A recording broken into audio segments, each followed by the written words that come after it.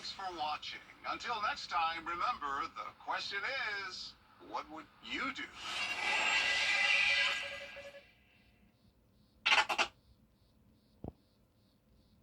New American Idol, tomorrow, 8/7 Central. Right now, there's just so much happening in our world, so much at stake at the start of every morning. And that's right. Good Morning America. We're right here, and we got you, we got you, we got you. Happy Easter from News Channel 6. We had lovely Easter weather today. We started out the day nice and sunny. Also a warm one, making it into the low 80s. And warm temperatures are here to stay for now. Also, our next chance of rain comes in Tuesday night.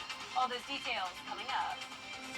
Right now on News Channel 6 at 11. It's Easter Sunday and thousands in the area are celebrating. We'll take you to a special sunrise service in Columbia County coming up.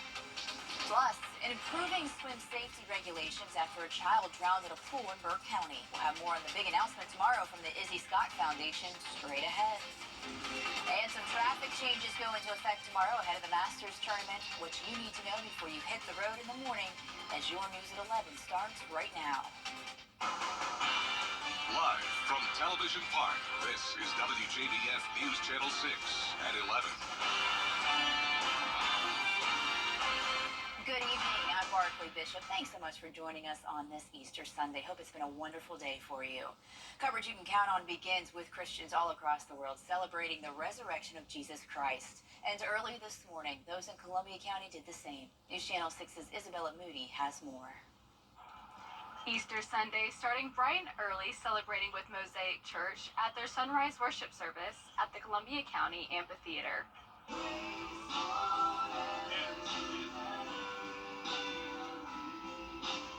The original disciples discovered that Jesus was raised from the dead in the very wee hours of the break of day, and so that's why we want to celebrate it in sunrise. I think it's amazing because it's all a blessing, you know. You get to see all God's beauty around you with the birds chirping, the sunlight out. It's just a constant reminder of how good life is today. Goss was so happy with the turnout this morning to be together on this day. So grateful for the city of Evans just showing up and people worshiping God. I tell my people all the time, one of the greatest acts you can do for blessing your city is just exalting the name of Jesus. Our mission is, in a broken world, we help people become whole through Jesus. So like Laura's testimony. Laura Curry started out the service telling her testimony on why today is so important to her and how it saved her. It's kind of a really important date, obviously. It's Easter, it's the resurrection of Jesus, but I want to glorify him in my testimony, what I've been through, and where I've come from. There was nothing but God that, rescued me. Mosaic Church holds its regular worship services every Sunday at 9 and 11 a.m. In Evans, Isabella Moody, WJBF News Channel 6. And what a beautiful day it was outside. Meteorologist Jenna Pachacci joining us now with more. Good morning. Good evening, Jenna. How are you? Good evening, Barclay. Nice to have you here on this Sunday night. It's been a wonderful Easter, as Barclay mentioned. We started out the day with nice sunny skies. We warmed up nicely in the afternoon, all the way up to 81 degrees. That was our high today. Our low was 46, so we did have a chilly start. But overall, pretty consistent with what we had last year with a low of 44. But that high temperature was way different compared to 2023 by nearly 20 degrees. So definitely a pretty warm Easter we had and warm days ahead this week. Right now, we're still in those upper 60s, low 70s, so pretty mild outside. 70 in Augusta, 66 in Barnwell. Evans, you're at 68. Wrightsville also at 68, 67 in Lincolnton, and 65 in Edgefield. As we take a live look at our Terry Lambert Hyundai Skyview cam at SRP Park, it is a dry night, a little bit breezy with a southwest wind coming in around 5 to 10 miles per hour. And those winds are still gusting up to around 15 miles per hour, even 18 in Aiken and Waynesboro. So these winds are helping to keep temperatures a little bit warmer tonight, along with the cloud cover. So in order to have cold temperatures, we need clear skies and calm winds, and that's just not the case tonight. Notice the blanket of cloud cover across the region. All very high-level clouds, though, not the type of clouds to bring us any rain. We'll keep it dry tonight through our Monday. Warm front to the north of us with all the showers and storms ahead of it, dry across the southeast. And for tomorrow morning, it'll be partly cloudy, temperatures in the upper 50s to low 60s. So warm over the next few days, but the clouds are taking over. And then eventually we'll see our next chance of rain Tuesday night into Wednesday. And that'll be followed by a big cool down to end the week. So coming up, I'll have a look at those rain chances and the temperatures. But back to you, Barkley. All right, Jenna, thanks. One person is dead following a crash with an ambulance in Aiken County. This happened last night on Richland Avenue West near Augusta Road. Investigators say 20-year-old Alonzo Carter died when he ran into the side of the ambulance. The EMS crew had minor injuries. No patients were being transported when that crash happened. New information tonight about former South Carolina attorney Alec Murdaugh. Tomorrow, he's scheduled to be sentenced for his financial crimes. The hearing is slated to start at 10 a.m. in Charleston. Murdaugh is already serving 2 life sentences for killing his wife Maggie and son Paul. In October, his attorneys filed a motion for a new murder trial on jury tampering allegations. They were aimed at now former Colton Clerk of Court Becky Hill. That motion was denied. Also in South Carolina, an investigation is underway for an unusual billion-dollar money issue. Last week, $1.8 billion was found in a South Carolina state bank account. Officials are trying to determine if these funds were already committed to be used at state agencies, but questions remain about why lawmakers were not aware. Governor Henry McMaster says the news does not inspire confidence. That's a lot of money, and there's no need to hurry up and try to spend money. We don't know where it was supposed to go or what the purposes were supposed to be, anything else at this point. I think we need to find that out. The senator leading the investigation says he'll release more information about the case this week. Local organizations are working to promote safe swimming in the CSRA. The Izzy Scott Foundation was started after the 4-year-old drowned during private swim lessons in Burke County. Since then, a law in his name was passed mandating a comprehensive swim safety plan for all private swim instructors. Tomorrow, a big announcement will be made about that partnership between the Izzy Scott Foundation and the Salvation Army's Kroc Center. Together, they want to raise awareness about swim safety and help prevent future tragedies. We'll learn more about that partnership during a press conference tomorrow morning at 10. Also tomorrow, Governor Brian Kemp will be in the CSRA. He'll be at the groundbreaking and beam signing ceremony for the long-awaited Wellstar Columbia County Medical Center. That'll be located on Gateway Boulevard in Grovetown. The ceremony starts at 11. Augusta's new traffic plan is taking shape ahead of this year's Masters tournament. Starting tomorrow, a temporary traffic to give the mayor a vote on commission matters. Join us for the Means Report tomorrow at 12:30, right after News Channel 6 at noon. A new chicken salad chick restaurant is getting ready to open in Aiken, and this week on Jenny, we'll tempt you with some delicious samples in studio. In a segment perfect for the lunch hour, find out what makes Chicken Salad Chick so unique and how it started with door-to-door sales as a newly divorced mom's way to support her family. You'll also hear about an exciting new partnership with the Augusta Green Jackets. We are partnering with them where we're going to be selling our pimento cheese in their stadium throughout all their baseball games this year. We love the Green Jackets and love partnering with them, and even, you know, because they have their alternate identity where they're the Augusta pimento cheese, and that's a perfect way to blend it together. So we're gonna, you might see me if you go to the game out there, you might see me sporting the pimento cheese logo hat on the hat. So. Also on that episode of Jenny, you can learn how your student can apply for the Ryan Clark Scholarship and honoring Gold Star families at Augusta University. That is all coming up Tuesday at 12:30 on Jenny. And your hometown road trip is back with an all-new episode, and this time the team is headed to Rennes. They'll be stopping in at a popular restaurant called Peggy's Blissful Boutique, and they'll find out about some of the history at their Veterans Memorial Park. Obviously, it's important to us. We're a small country town here in Jefferson County, but we actually border Richmond County. We're very close to the fort over in Richmond County, and we have a lot of veterans who served in our community, and so it's just important to honor those folks, and we took this project on with that in mind. You can find the Your Hometown Road Trip team in a new location in the CSRA every Wednesday at 12:30 right here on News Channel 6. And the weather will be dry for now, but then as we go into Tuesday night and our Wednesday, a cold front will be moving through, bringing us scattered showers and even a few thunderstorms. I'll have more details on that right after this break. Each year in the making. The News Channel 6 mobile app is now even better. Download it today.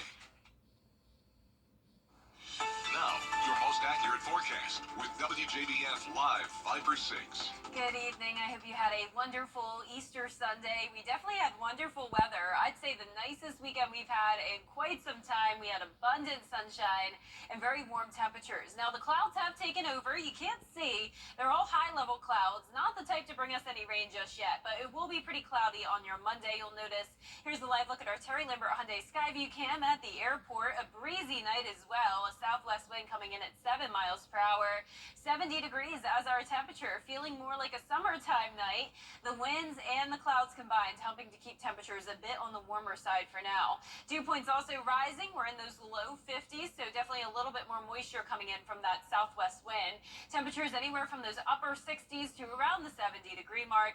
67 in Sparta, 71 in McCormick. Barnwell, you're at 66, 65 in Bamberg, and 69 in Sylvania. Winds anywhere from around 5 to 10 miles per hour, and then those wind gusts around 15 to 20 miles per hour. Right now clocking in at 18 in Aiken, Waynesboro, and Millen. A blanket of cloud cover across the region. No drop of rain nearby, though. All of the southeast nice and dry. We have this warm front to our north, bringing showers and storms in the Midwest. Eventually, this system will swing through our area, bringing us rain Tuesday night into Wednesday. But in the meantime, no rain tomorrow, just the mostly cloudy conditions. Starting out around the upper 50s in the morning and then climbing into those upper 70s to low 80s in the afternoon. Breezy winds tomorrow as well, peaking at around 20 miles per hour, and then those wind gusts increase for our Tuesday and Wednesday as the cold front moves through. So temperatures staying warm over the next couple of days. 82 is your high tomorrow, 84 for Tuesday, and then dropping by 10 degrees for Wednesday. And then if you love the cooler weather, I have good news for you. Thursday all the way into the weekend, we'll be back into the mid-60s. Overall, pretty much room temperature weather to look forward to finish off the week. Low temperatures, though, not quite room temperature. It is for now in those upper 50s to low 60s, but then it will get cold. Thursday all the way through the weekend, time to bring those jackets back out as we'll be down into the 30s once again. Now, this isn't anything out of the ordinary. Typically, we still see the 30s all the way until around the 2nd to 3rd week of April.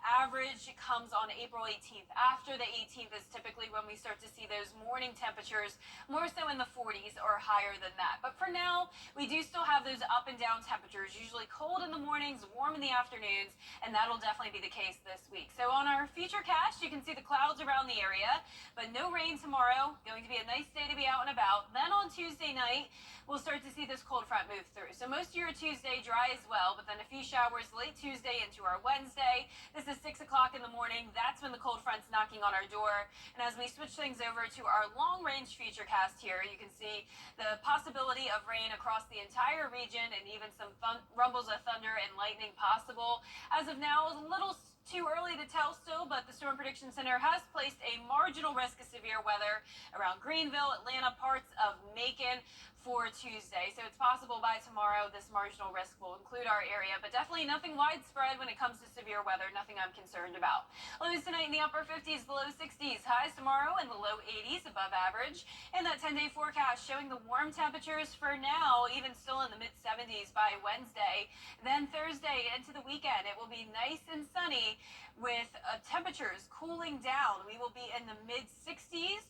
66 for Thursday and Friday, 68 for your Saturday, and then eventually warming back up to 72 degrees on your Sunday, and finally our next chance of rain the following Wednesday. All right, Jenna, thanks so much. Yeah. Coming up, what financial experts say you can do with this year's tax refund. Details after the break.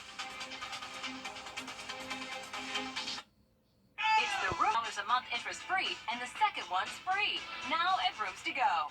Clear, accurate stories that don't waste your time. Plus, get the latest video in one click with WJBF Plus. Get it all at WJBF.com. Hard to believe the deadline to file your taxes is just 3 weeks away. But what do you do when your tax refund hits if you're getting one? Do you save or spend? Nakia Harris spoke with financial consultants to find out which option may be best. To save or to spend, tax refund is upon us, and some people are left with which option to choose. To start, let's say you're looking to save your refund. make it doable so that it's setting up these plans for the future. And it's one small step at a time to get where you're at, regardless of your age. Looking ahead to the future is Wallace's theme as she advises people to save and or invest in their refund. She gives us her best ways to start the process. Today, what's going on in the industry, I would really recommend paying down credit card debt, because credit card debt is huge right now in our country. And so by paying that down, even taking 50% to help pay that down would be a good thing. If you're already good at stashing away your money for a rainy day, she says using the refund to help cushion those savings is great. But if money is tight, like in many homes right now, it's tempting to use all of the refund to pay your bills. But even if you can save a little, it can help down the road. If they have an overage of funds coming in, utilizing that to help save. If they have that tax refund, that's great. But if they're barely breaking even, then even just putting that money in a savings account, a money market, getting a high yield, because right now inflation is high. But what if you want that new TV you've been eyeing in the store? So that's what I would recommend to save for the future. But like I said, if they really want that TV, get it, if it makes them feel better. So really making that money work, but also having that backup, because things happen, life changes. What are you going to do? Overall, the key is if you want to make a small splurge and can afford to, do it. Then stick the rest in savings. Just keep your splurge to one special item.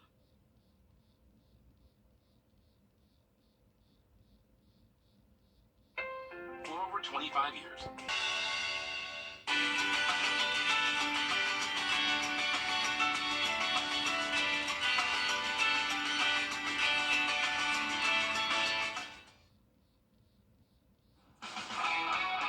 WJBF sports coverage you can count on.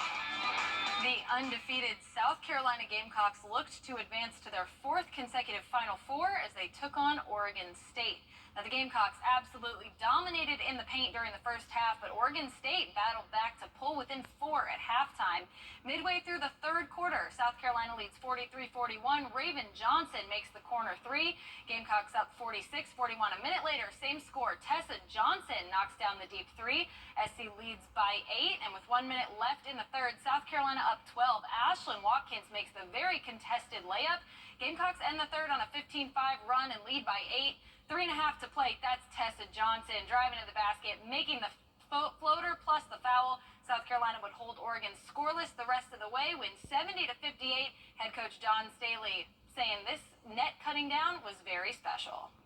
Each time we get an opportunity to cut down some nets to go to the Final Four, it's really special. Because you don't know when it's going to be the last time that you'll do it. And, more times than not, there are players on a team that didn't experience it. We had, 6 players on this team that didn't experience cutting down the net. I think we called them all out in the locker room just a while ago. And I want their experience to be as special as the very first time that we've been able to cut down the nets to go to our first Final Four. The Gamecocks hoping to cut down some more this season as they head to their 4th straight Final Four. Also in the Elite 8 was number 6 Clemson taking on number 4 Alabama. Both teams seeking their first ever Final Four appearance. Late in the first, Bama down by 2. Aaron Estrada misses the layup. Ball gets swatted to Rylan Griffin, who drains it. Alabama retakes the lead. They'd go into the half up by 3. Under 8 minutes on the clock, Clemson down 6 to Joseph Girard III from beyond the arc. Tigers make it a 1-score ball game. Next Alabama possession, Tide swinging it to Jaron Stevenson in the corner. He'll put some distance on the board, and with a little over 2 minutes left, Clemson down 6. Girard pulls up from deep beyond the arc. He drills it. He had a team-high 19 points on the night, but Alabama kept battling. Up by 4, Mark Sears steps back, lets it fly, and that would put the game away. Sears had a game-high 23 points. Alabama wins 89-82 to advance to their first ever Final Four. Clemson head coach Brad Brownell said he's so proud of his team and all they've accomplished this season. He says he's really going to miss this special group. I'm so proud of my team, and especially these 3 guys. The ride we've been on the last couple of weeks has certainly been memorable, not just for all of us, but our fan base, which is significant. But more than that, just for the kind of people that we have in our program. My players are just such good kids, and man, it's just a joy. I love all of them dearly, and I'm just sad that we're not going to get to play more together because we've just had so much fun, and this is just such a fun, loving group that the hardest part about these losses is it's the end of a season. These guys are my brothers. You know, we've been through it all. I love every single one of these guys, and it hurts me to know that some of these guys won't be here next year, and it's just tough to process. You know, sad to leave these guys, and felt like, you know, it's just hard to think that, like, you know, these, like, we're done right now. It's just hard to even think right now. So yeah. So much to be proud of from this team. It was a historic run for the Tigers. And finally, the Atlanta Braves look to open their season with a sweep of the Philadelphia Phillies. Top of the first, no score, 1-on. Ozzie Albies to left field. That one's gone. That's Albies' second homer of the season, and the season just started. The Braves lead 2-0. Then Braves up 3-2 in the bottom of the seventh. The Phillies will send one to right to bring in a run, and we have a tied ball game. Then in the top of the eighth, Braves now trailing 5-4. Matt Olson at the dish. He'll fly out to right, and that would do it. The Phillies would avoid the series sweep with a 5-4 win. The Braves will be back in action on Monday against the White Sox. And that does it for sports. We'll be right back. 9 of go with the most accurate and most trusted. The Live Viper 6 mobile app. Download it today. Be the first to know with the Live Viper 6 mobile app. Something about the morning makes you feel good now. You know that I love you. Good morning, Augusta. So a man in Kentucky came out with a funny way to publicly prank his friend in time for April Fool's. He put this picture of his buddy Jake eating a mac and cheese, and then eating mac and cheese, turning it into a billboard. Billboard reads, "This man consumes over 20 gallons of liquid cheese in a year. We cannot stop him." People thought it was a Kraft cheese ad. Apparently, it's going to be up for 3 more weeks, and his buddy had a good time with it. He took it all in stride. That is the best April Fool's Day That's prank. great. That's awesome. Over forecast this week, it's going to be warm for now. Temperatures in the low 80s, and then we'll finally see some rain again Tuesday night into Wednesday, followed by a cool down. That does it for us. Make sure to tune in tomorrow morning for Good Morning Augusta with Mary Morrison and John Wynn. Have a great night.